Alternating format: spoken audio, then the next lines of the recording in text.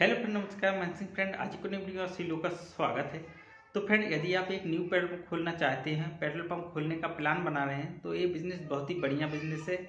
इससे खोलकर आप पेट्रोल पंप खोलकर अच्छा खासा पैसा कमा सकते हैं। इसमें क्या होता है कि हमें कहीं नहीं जाना पड़ता है, ऑटोमेटिक ग्राहक हमारे पास आता है। तो ये बहुत ही बेस्ट बिजनेस होता है पेट्रोल पंप का। यदि आप पेट्रोल पंप खोलना चाहते हैं तो इसके लिए कुछ बहुत ज़रूरी चीज़ें होती हैं जो कि आपके पास होनी चाहिए। तो सबसे पहले जो चीज़ होती है, प्लाट, ज़मीन।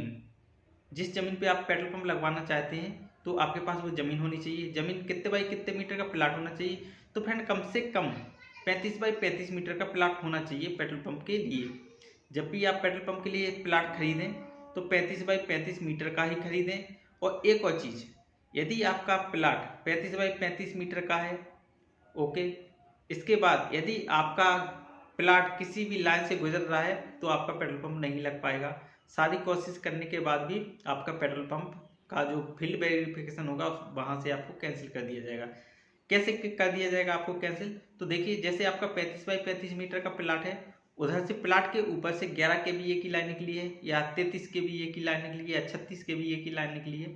तो जैसे मान के चलिए 11 के बी की लाइन निकली है, तो 11 के बी की लाइन क्या है, आप एडजस्ट करवा सकते हैं। ठीक है, आपके प्लाट से निकली है तो आप थोड़ा बहुत पैसा देके उसे एडजस्ट करवा सकते हैं, अगल बगल में करवा सकते हैं उसको। लेकिन जब आपके प्लाट से 33 के बी या 36 के बी लाइन निकल जाएगी तो आप उसको नहीं हटा पा सकते। उसका परमिशन गवर्नमेंट भी नहीं देती है 36 के बी लाइन हटाने का। आपने देखा होगा कि बहुत बड़ी बड़ी टावर रहती है, वहाँ से वायर, मतलब वो बहुत ही हैवी लाइन होती है। इस वीडियो के माध्यम से आपको मैं बता सकता हूँ। देखिए, इस तरीके की लाइन होती है। तो इस तरीके का प्लाट नहीं होना चाहिए, आपका साफ सुथरा प्लाट होना चाहिए। आपका 35 बाई 35 मीटर का प्लाट होना चाहिए। किसी प्रकार से कोई भी लाइन आपके प्लाट से नहीं गुजर रही हो। जब प्लाट से आप यदि आपके प्लाट से 11 के की भी लाइन निकलेगी तो आपको बहुत दिक्कत होने वाली है। जैसे मान के चलिए, आपने पेट्रोल पंप के लिए ज़मीन खरीद ली, पेट्रोल पंप के लिए अप्लाई कर दिया, उसके बाद आपका सारा सब कुछ हो गया।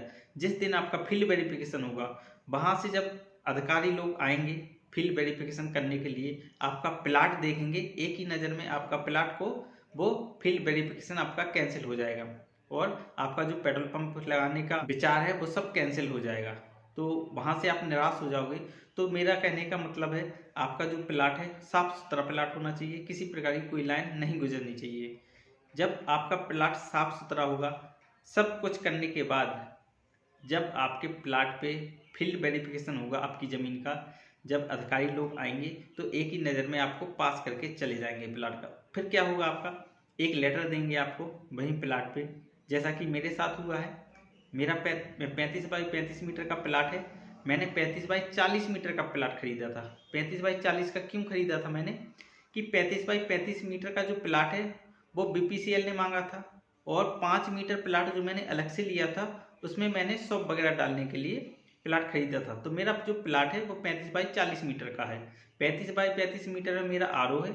इसके बाद 35 बाई जो 5 मीटर बचा उसमें शॉप वगैरह खुलवा के रखा है मैंने, तो थोड़ा बहुत इनकम वहाँ से होता रहता है मुझको।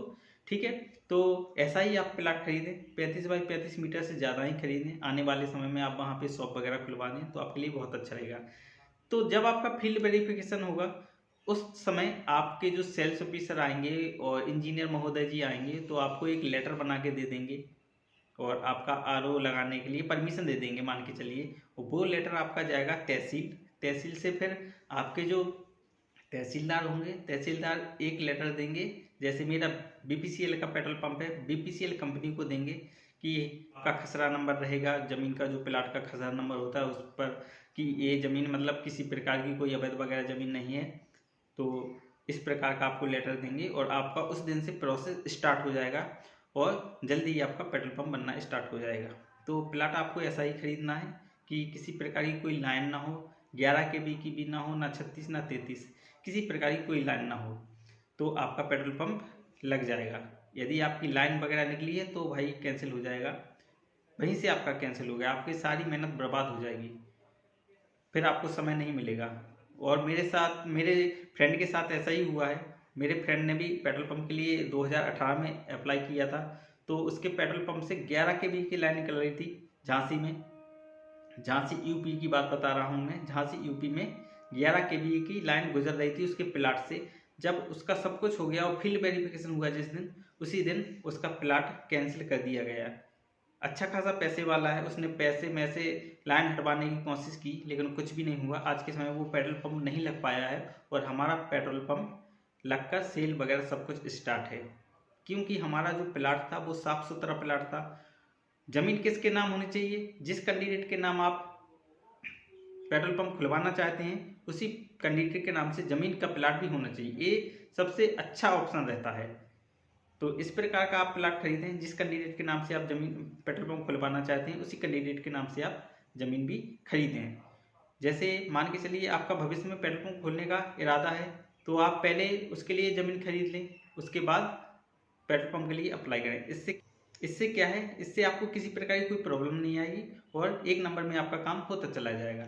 तो वीडियो अच्छी लगी तो चैनल को सब्सक्राइब जरूर कीजिए। ओके फ्रेंड, नमस्कार।